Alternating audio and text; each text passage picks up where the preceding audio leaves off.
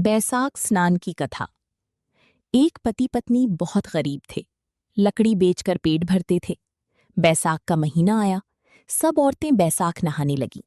उनकी देखा देख वो गरीब की पत्नी भी बैसाख नहाने लगी। वो रोज एक लकड़ी निकालकर अलग रख देती। बैसाख नहाते, पीपल पथवारी सींचते, महीना पूरा हो गया। तब उसने 5 ब्राह्मण जिमाने का मन बनाया।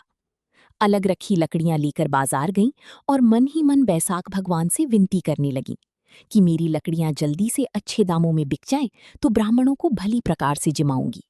पूड़ी सब्जी मिठाई आदि बना सकूंगी, नहीं तो दाल भात से काम चलाना पड़ेगा। बैसाखी भगवान ने उसकी लकड़ी चंदन की कर दी।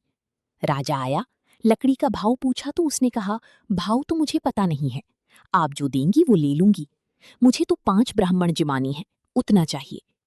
राजा ने नौकर के साथ बहुत सारा खाने पीने का सामान व रुपए भेज दिए।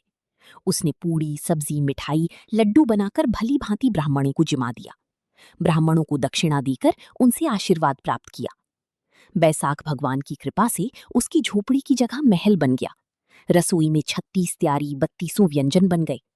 उसका पति लकड़ी बेचकर आया तो उसको अपनी झोपड़ी कहीं नजर न आई। तो उसने पड़ोसी से जाकर पूछा कि भाई मेरी झोपड़ी कहाँ गई। तब पड़ोसी ने कहा कि तू तो दिन भर लकड़ी बेचता फिरता है और तेरी पत्नी सेठानी की तरह डोलती फिरती है। कभी बैसाख नहाती है, कभी पीपल पूजती है, ब्राह्मणों को भोजन कराती है, तेरी सारी रकम को ठिकाने लगा रही है। तो पति ये बात सुनकर आग बबूला हो गया। इतने में उसकी पत्नी बाहर आई और पति को आवाज लगाई कि ये अपना मकान है।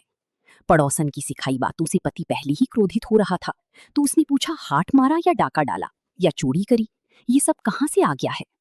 पत्नी ने कहा कि पड़ोसी की सिखाई बातों पर विश्वास न करो, मेरी बातों पर विश्वास करो कि मैंने बैसाख नहाया, पीपल पथवारी सींचा और रोज आपकी लकड़ियों में से एक लकड़ी अलग कर रख लेती थी, जिनको आज बेचकर 5 ब्राह्मणों को भोजन कराया है।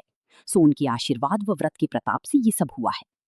पति ने पत्नी की बातों पर नाज करके दोनों पति पत्नी ने साथ भोजन किया और बैसाख स्नान की महिमा सबको बताई कि सबको ये व्रत अवश्य करना चाहिए, जिससे उनके घर भी अन्न धन के भंडार भरे।